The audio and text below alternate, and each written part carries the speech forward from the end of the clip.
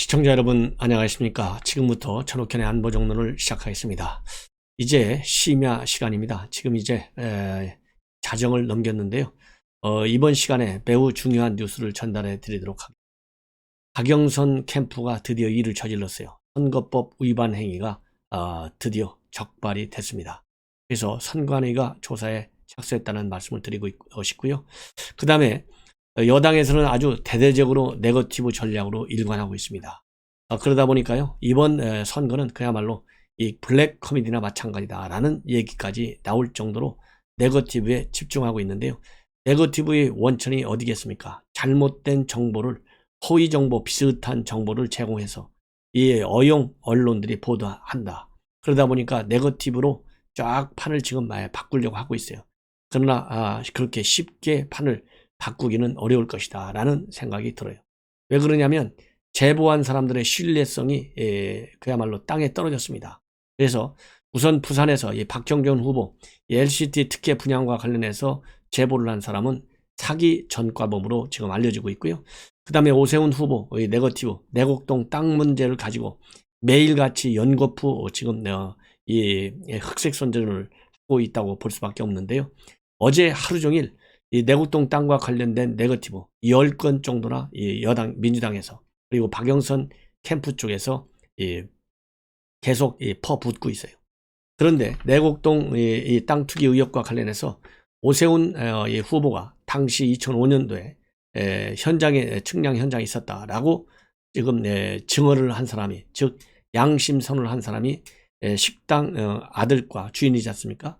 그런데 그 식당이 말이죠, 이 도박판을 벌리게 방조했다라는 혐의로 이 과태료를 또 지불하게 된 그런 이 죄가가 있어요.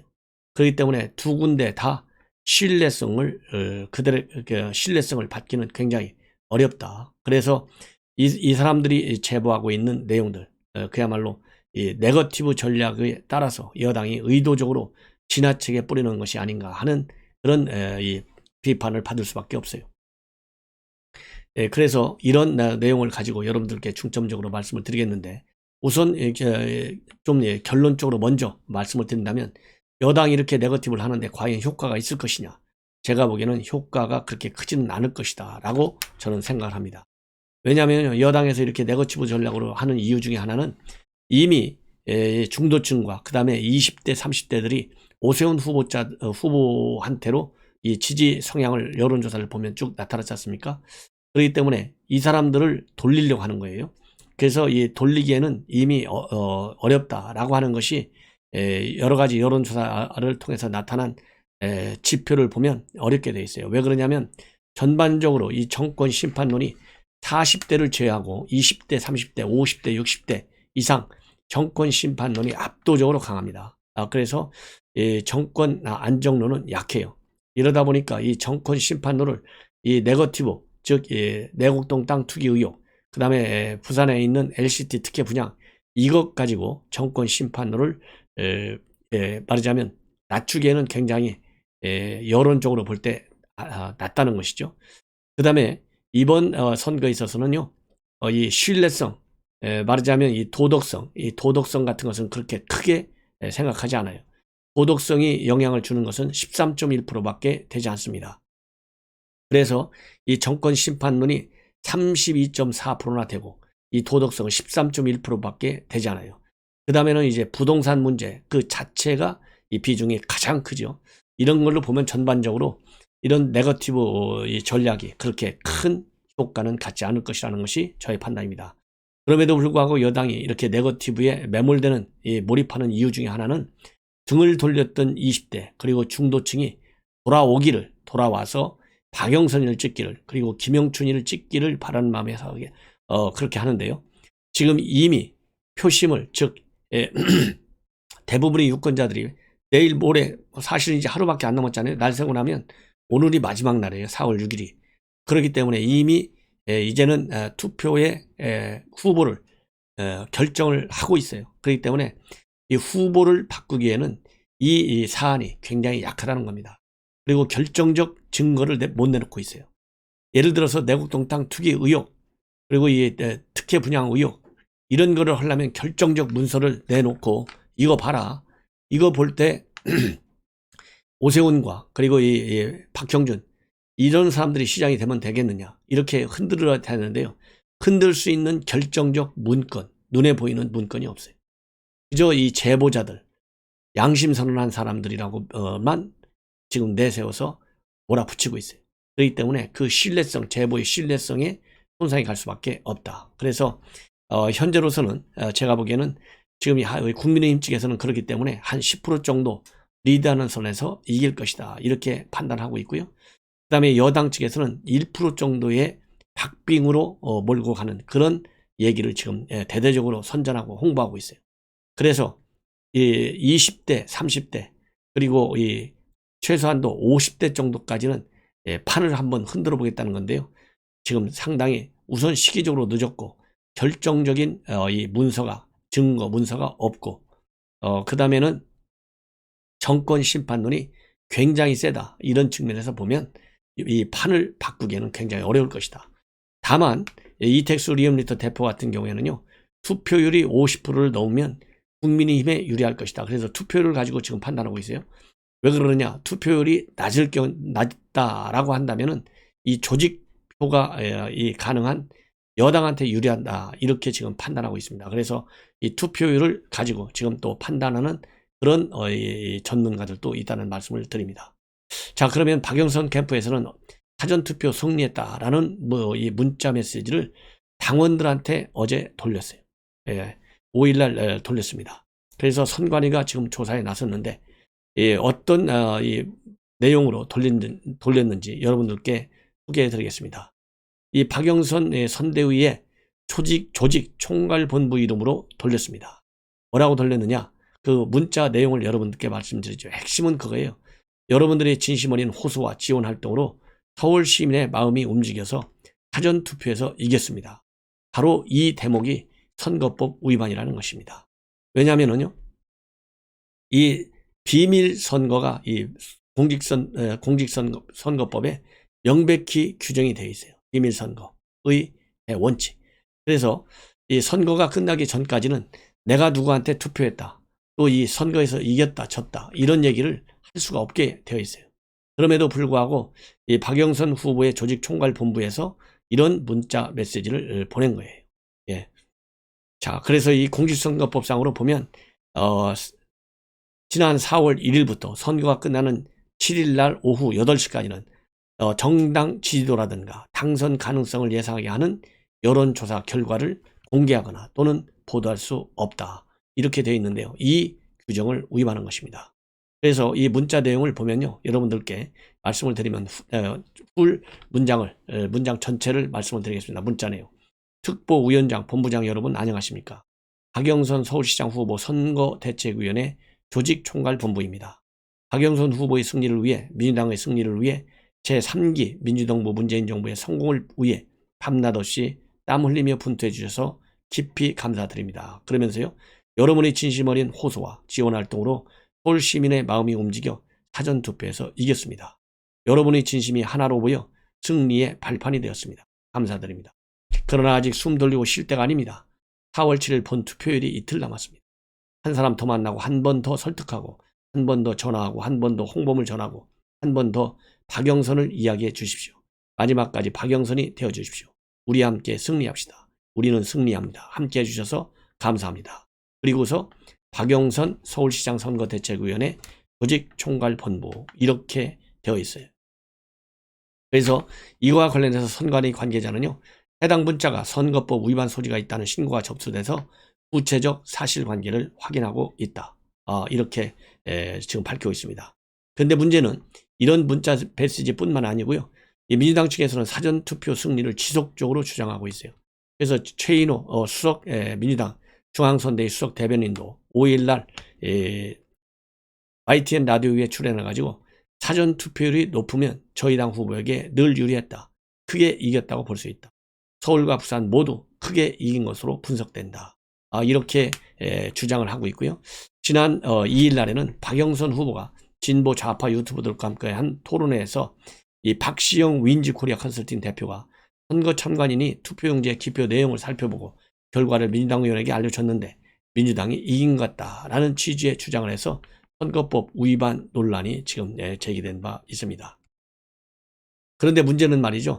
선관위가 얼마나 편향적인지 여러분들 잘 아시지 않습니까? 그렇기 때문에 이런 문자가 여론조사 결과를 토대로 한 것이면 여론조사 공표 금지에 해당되는 위반 사항이고, 만약에 여론조사 결과에 근거하지 않은 것이면 이것은 허위사실 공표에 해당되는 거예요. 그렇기 때문에 어떻게 됐든지 간에 이번 이 문자 메시지는 공직선거법 위반을 굉장히 피하기가 어려울 것 같다. 그래서 선관위가 조속하게 이 결과를 선거법 위반 여부에 대해서 빠르게 우리 국민들께 공표할 필요가 있다, 이런 말씀을 드립니다. 그런데 선관위가 말이죠, 그동안에 이 편파적으로 운영해온 걸 보면 절대 그럴 가능성은 없다. 이미 국민의힘 측에서 몇 가지 문자, 무능하다, 뭐 투표의 힘, 일찍 이런 얘기를 했잖아요. 내로남불, 이런 거에 관해서 문의를 했는데 절대 쓸 수 없다. 투표가 무능을 이긴다, 투표가 내로남불을 이깁니다, 투표가 위선을 이깁니다, 이런 거는 특정 정당을 쉽게 유추할 수 있거나 또는 반대하는 것이라는 이유로 사용을 금지했어요. 그래서 이것이 결국 그러면 이게 이런 정당이 민주당이냐, 민주당이라는 것을 인정하느냐, 야당 의원들이 질문을 하니까 선관위에서는 또 네, 그렇습니다 라고 답을 해요. 그리고 최근에 윤건영 의원도 여론조사를 보면 두 자리 숫자에서 한 자릿수로 줄어들고 있다, 이런 얘기를 공표했어요. 이것과 관련해서 선관위가 조사했는데 이것도 그냥 서면 경고로 밖에는 또 서면 경고 조치로서 끝냈어요. 이 과거 이 홍준표 의원의 경우에는 과태료 2천만 원이나 부과했거든요.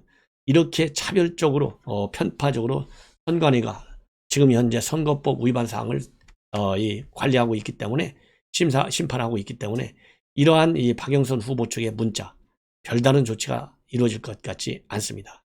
자, 그렇다고 본다면 왜 선관위가 이렇게 편파적으로 하나요?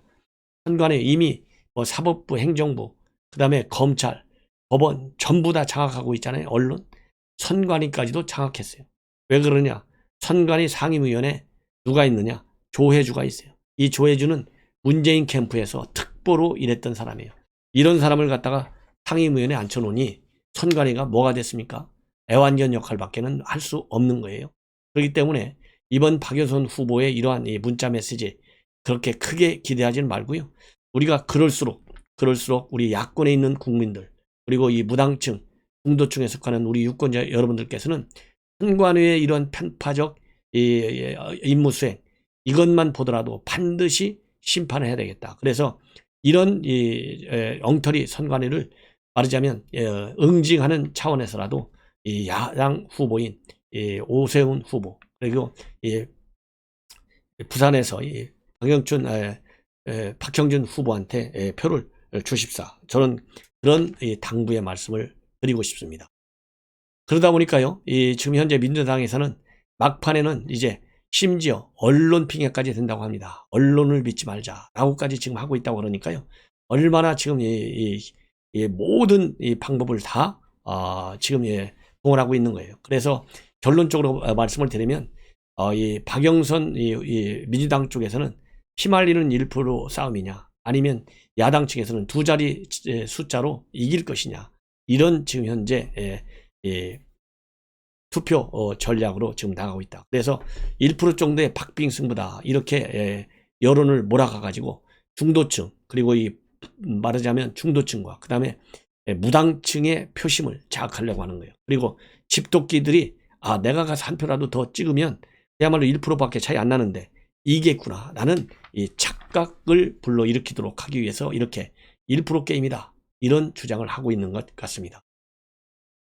자, 이제는요, 이 김어준한테 박형준 LCT 특혜를 제보한 사람, 알고 보니 사기 전과자라고 합니다. 그래서 사기나 사문서 위조로 이미 징역 3년을 살았던 이 최모 씨다, 이렇게 지금 알려지고 있어요. 이런 사람 우리가 신뢰할 수 있겠습니까? 그래서 2017년도 5월 달에 LCT 아파트와 레지던스 분양 대행 업무를 담당한 사람이 이 최 씨인데, 이 최 씨는 특정범죄 가중처벌법 등에 관한 법률 위반, 사기 혐의로, 그리고 문서 위조와 위조 사문서 행사 등의 혐의로 징역 3년을 선고받은 바 있습니다. 그리고 또 재판부는 이 최 씨가 반환해줄 의사나 능력이 없었음에도 불구하고 그냥 계약금 명목으로 6억 원 이상을 편취했다고 이 판시까지 한 사람이에요. 이런 사람의 제보 내용을 얼마만큼 우리가 신뢰할 수 있겠습니까? 그러잖아요. 이 전과자 출신인데. 자, 그 다음에는요, 이 오세훈 후보, 이 생태집, 그야말로 이 민주당에서 진성준이가 뭐라고 그랬어요? 의인이다. 그렇기 때문에 경찰에서는 신변 보호를 해줘라. 이렇게까지 얘기하고 있고, 또 이 박영선 측에서는 그야말로 이런 사람들이 대한민국의 민주주의를 지켰다. 이렇게 추켜 세웠어요. 그러니까 이 생태집 주인이 한 얘기, 아들이 한 얘기는 100% 신뢰할 수밖에 없다는 신뢰성을 고양시키기 위해서 이렇게까지 추켜 세운 거예요. 그런데 이 생태집은 2011년도에 그야말로 이 도박을 방조한 이 죄목으로 인해서 기소유예 절차를 받고 과징금 600만 원을 처분, 600만 원의 이 과태료를 물은 바 있어요. 그렇기 때문에 지금 현재 이 사람들이 3월 29일 날 일요 시사에서는 오세훈이 온 것 기억할 수 없다.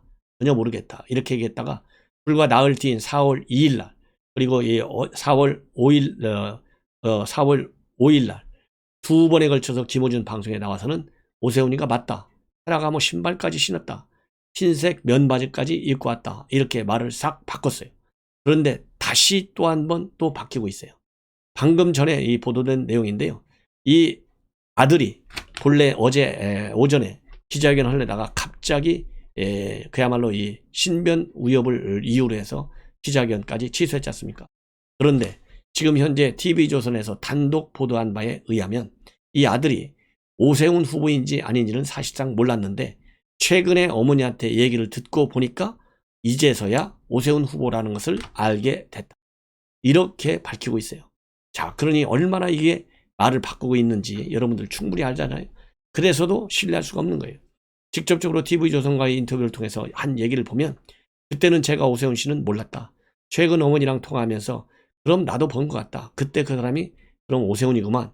그랬더니 어머니가 맞다고 했다. 이렇게 지금 밝히고 있어요. 그러니까 이렇게 왔다 갔다 하는 것만 보더라도 정말 이 생태집 주인인 어머니와 그리고 그 아들이 하는 얘기의 신뢰성은 거의 없다고 봐도 충분하지 않느냐 하는 생각이 들어요. 자, 이렇게 해서 말이죠. 이제 그러면 이 블랙 코미디 그야말로 내곡동 땅밖에 남은 게 없어요. 결국은 그런 내곡동 땅 가지고 이 공방을 많이 하고 있는데 과연 누가 얼마만큼 득실이 있겠느냐. 그래서 제가 이미 말씀을 드린 대로 내곡동 땅 이 문제 가지고 판세를 뒤집어 엎기에는 이미 늦었다. 그러니까 돌아간 이 산토끼 집토끼들이 다시 돌아올 수 있는 명분만은 즉 다리는 도와줬는데요. 이 다리를 건너서 다시 이 박영선 후보 쪽으로 표를 던져줄 것이냐 거기에 대해서는 저는 상당히 회의적으로 봅니다. 그렇기 때문에 이미 제가도 누차 말씀을 드린 대로 여론조사에서 최고 20% 이상까지 표차가 났기 때문에 조금 이 네거티브 이 전략이 먹혀들었다라고 좀 후하게 점수를 준다 하더라도 최소한도 10% 정도의 차이로 우리 국민의힘의 오세훈 후보가 이길 가능성이 상당히 크다. 이렇게 저는 판단이 들고요. 박형준 후보도 마찬가지입니다. 박형준 후보도 시종일관 20% 이상의 큰 이 표차를 보여주고 있었어요. 그렇기 때문에 어느 지역이 됐든 서울이든 부산이든 10%포인트 차로 이길 가능성이 상당히 크고요. 이번 사전투표율이 높은 걸로 보면 서울 지역에서도 50% 이상의 투표율이 나올 것으로 기대를 하고 있지 않습니까? 전망들을 선거 전문가들이 이걸 보면 이 투표율이 높을수록 야당에게 유리하기 때문에 제가 말씀드리는 이 오세훈 후보와 이 박형준 후보의 흥세가 거의 굳어졌다라고 봅니다. 다만 지금 이제 오늘 날이 새고 나면 4월 6일 하루 또 여당에서 그리고 이 박영선 후보와 그리고 김영춘 후보가 또 어떤 일을 벌일지 몰라요. 그렇기 때문에 막판까지 우리 야권에 계시는 국민들 여러분께서는 반드시 투표를 꼭 해 주셔야 된다. 이런 말씀을 드립니다. 시청자 여러분, 이것으로 제 심야 방송을 마치고요. 또 아침 일찍 여러분들께 중요한 뉴스를 가지고 분석해 드리도록 하겠습니다. 그러면 편안히 주무십시오.